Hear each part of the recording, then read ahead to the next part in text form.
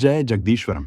सम्यगाप्त पुरुष जगदीश्वरम के लिखित उपदेशों पर आधारित पॉडकास्ट्स की इस श्रृंखला में आज उनके दिनांक 6 सितंबर 2025 के उपदेश को आधार बना रहे हैं।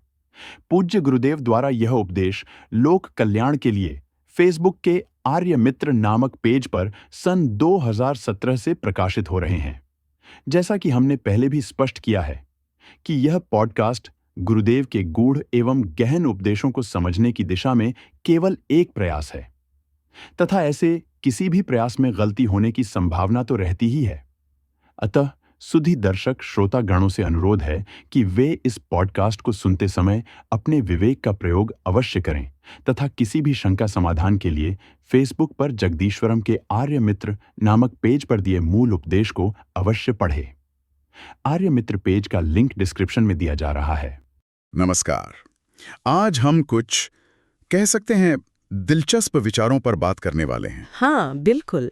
हमारे पास जगदीश्वरम के 6 सितंबर 2025 के कुछ उपदेशों के अंश हैं और इनमें बात हुई है सम्यक सद्धर्म की, जिसे एक तरह से आप प्राकृतिक या सार्वभौमिक सनातन धर्म भी कह सकते हैं। सही। तो हमारा इरादा है कि थोड़ा गहराई में उतरें और देखें कि ये हमारी अपनी उपस्थिति, हमारे कर्म और आत्म साक्षात्कार पर क्या कहते हैं। बिल्कुल। और ये लेख सोचने पर मजबूर करते हैं ना कि क्या हम सच में अपने कामों के कर्ता हैं? हाँ, ये सवाल तो है।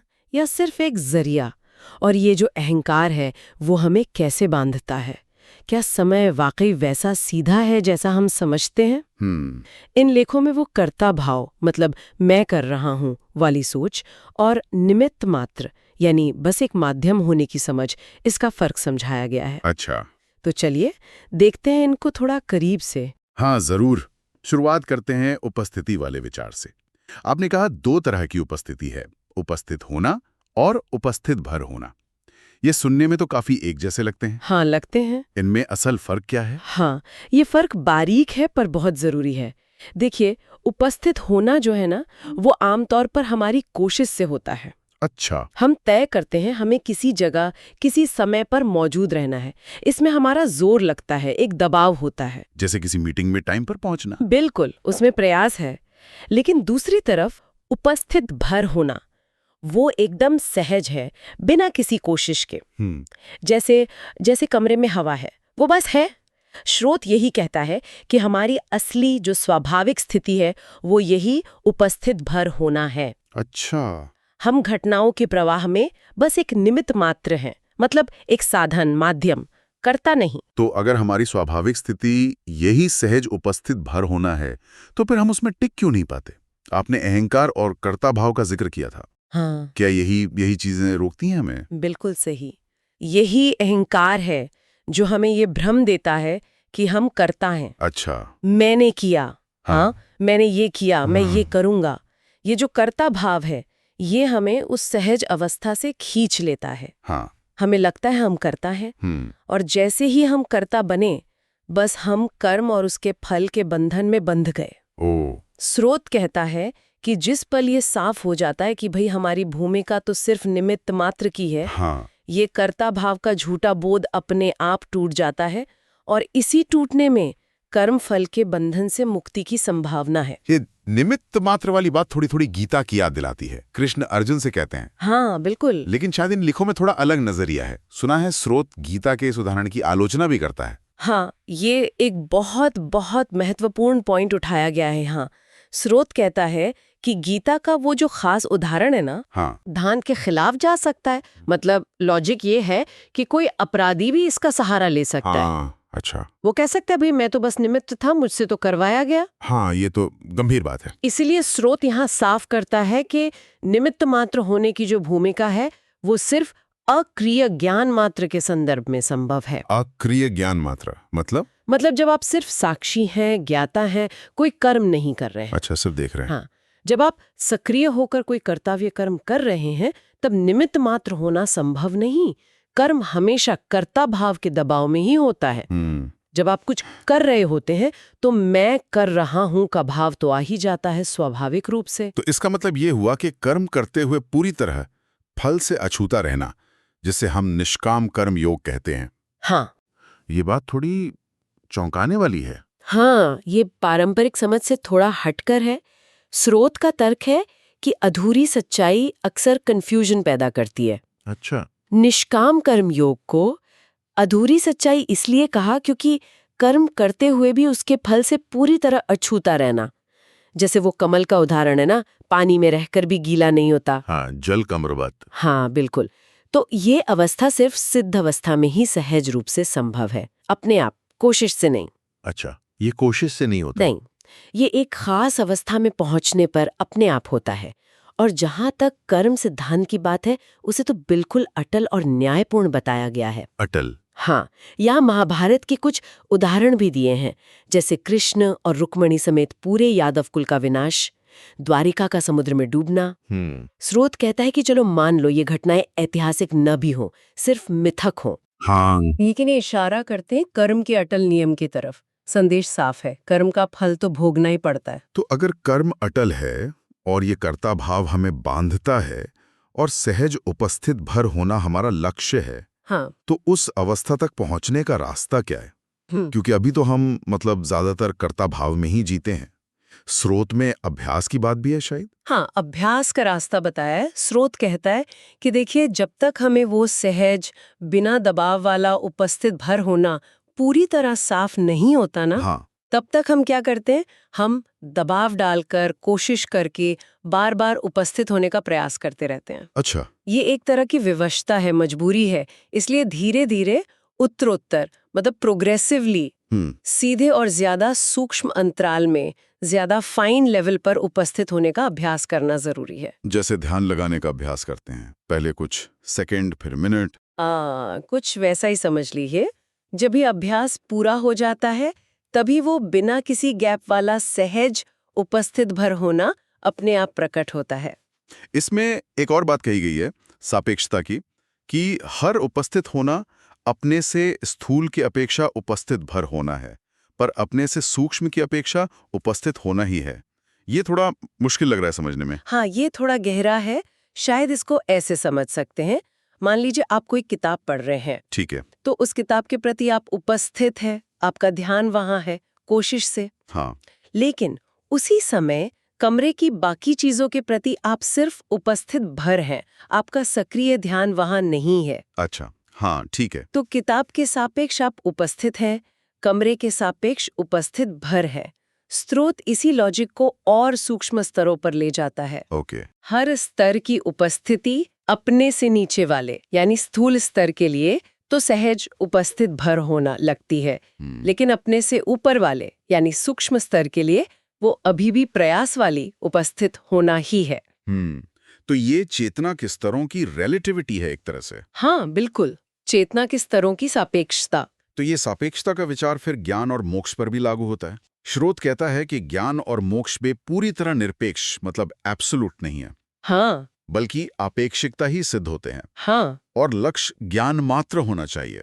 इसका क्या मतलब है? बिल्कुल इसी सापेक्षता के तर्क को आगे बढ़ाते हुए स्रोत कहता है कि ज्ञान पाना या मोक्ष की अवस्था भी किसी न किसी तुलना में ही सिद्ध होती है। अच्छा। यहाँ तक कहा गया है कि मोक्ष की परम अवस्था में भी संतुलन के लिए दुखद बंधन का हल्का सा अंश शायद जरूरी हो सकता है। क्या दुखद बंधन मोक्ष में? हाँ, ये सापेक्षिक संतुलन के लिए ये विचार काफी अलग है। ये तो बहुत ही अलग है। लेकिन इन सब के परे जो अंतिम लक्ष्य बताया गया है वो है ज्ञान मात्र। ज्ञान मात्र? हाँ, ज्ञान मात्र वो आधारभूत सहज अवस्था है जो पूरी तरह होश है, परिपूर्ण चैतन्यता, एकदम पारदर्शी, जिसमें कोई भ्रम, कोई शक, संदेह, दुख या अज्ञान नहीं है। ये उस ज्ञान से अलग है जिसमें एक जानने वाला ज्ञाता होता है और एक जानी जाने वाली वस्तु ज्ञेय। हाँ, सब्जेक्ट ऑब्जेक्ट वाला। बिल्कुल, वो ज्ञान हमेशा सापेक्ष होता है, रिलेटिव होता है।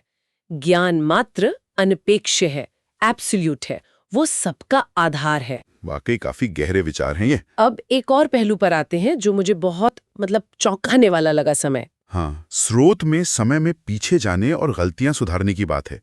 ये कैसे? ये तो साइंस फिक्शन जैसा लगता है। हाँ, लगता तो है। सामान्य फिजिक्स तो कहती है समय एक ही दिशा में चलता है। हाँ, ये वाकई एक कह सकते हैं क्रांतिकारी दावा है। हमारी जो सामान्य समझ है और क्लासिकल फिजिक्स, उसके हिसाब से तो समय आगे ही बढ़ता है, हम अतीत में वापस नहीं जा सकते। लेकिन स्रोत यहाँ चेतना के बहुत ही सूक्ष्म स्तर की बात कर रहा है, क्वांटम फिजिक्स से भी परे। अच्छा। यहाँ सूक्ष्म शरीर का जिक्र है, जिसे विज्ञानातन या चैतसिक आयतन कहा गया है। और ध्यान देने वाली बात है, स्रोत साफ कहता है कि ये गीता वाले या प्रेत योनि वाले सूक्ष्म शरीर से अलग है।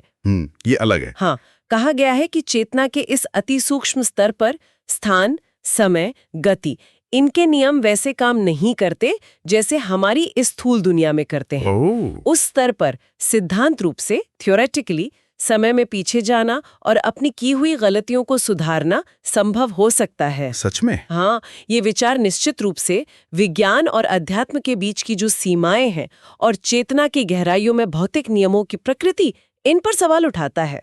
ये तो सोचने के लिए एक बिल्कुल नया दरवाजा खोलता है।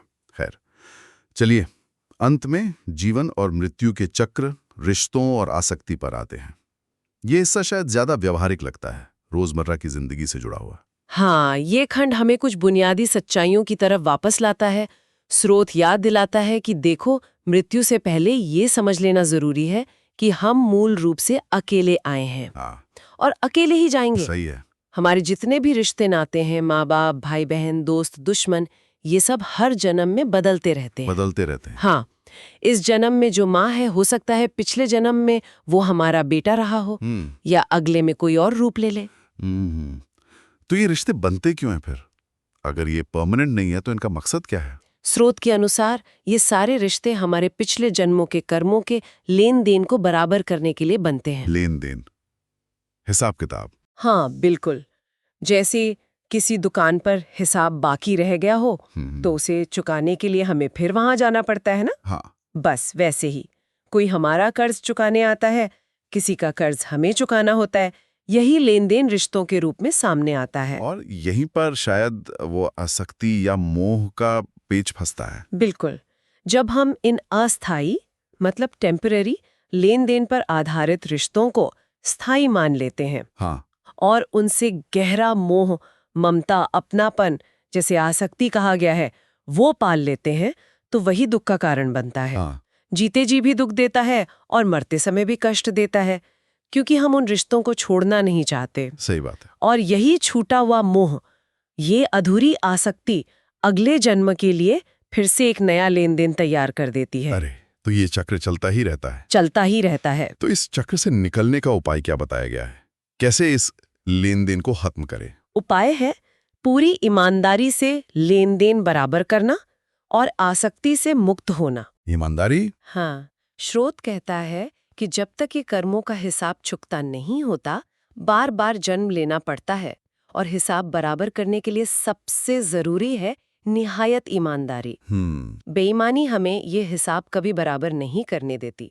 अगर मरने से पहले हम इस आसक्ति से, अहंकार से, मैंपन, ममत्व से, मेरापन और मोह से मुक्त हो सकें, तो फिर कोई नया लेन देन बनेगा ही नहीं। अच्छा। और जब कोई लेन देन बाकी नहीं रहेगा, तो इस दुख भरे जन्म मरण के चक्र से मुक्ति निश्चित है। तभी ये मानव जन्म सफल माना जाएगा। तो कुल मिलाकर देखें तो जगदीश्वरम के इन उपदेशों से हमें उपस्थिति के इस दोहरेपन पर, अहंकार की बाधा पर, कर्म के अटल नियम, मोक्ष और ज्ञान की सापेक्षता, और ये समय वाली बात, और रिश्तों के पीछे ये कर्मों का लेन देन, इन सब पर काफी गहरे और कई जगहों पर तो बिल्कुल पारंपरिक सोच से हटकर विचार मिले हैं। हाँ, बिल्कुल। खासकर ये कर्ता भाव छोड़कर निमित्त मात्र होने की समझ और ज्ञान मात्र को अंतिम लक्ष्य मानना, ये बातें वाकई सोचने पर मजबूर करती हैं। निश्चित रूप से ये विचार हमें अपनी मान्यताओं पर सवाल उठाने के लिए और अपने अस्तित्व को, कर्म को, चेतना को ज्यादा गहराई से समझने के लिए प्रेरित करते हैं। और वो चेतना के सूक्ष्म स्तर पर समय के लचीलेपन की संभावना, वो तो विज्ञान और अध्यात्म के संगम की ओर भी इशारा करती है। सही कहा। श्रोताओं के लिए एक अंतिम विचार शायद हम ये छोड़ सकते हैं, अगर हमारे सभी रिश्ते वास्तव में पुराने कर्मों का हिसाब किताब बराबर करने के लिए ही है, तो क्या वर्तमान क्षण में हर रिश्ते में पूरी ईमानदारी से, बिना किसी अपेक्षा और बिना किसी मोह के जीना ही वो सबसे सीधा रास्ता नहीं है, जिससे हम पुराना हिसाब भी चुका दें और भविष्य के लिए कोई नया बंधन भी ना बनाए? वाह, ये सोचने वाली बात है। हाँ, इस पर विचार किया जा सकता है। भवतु सर्वमंगलम।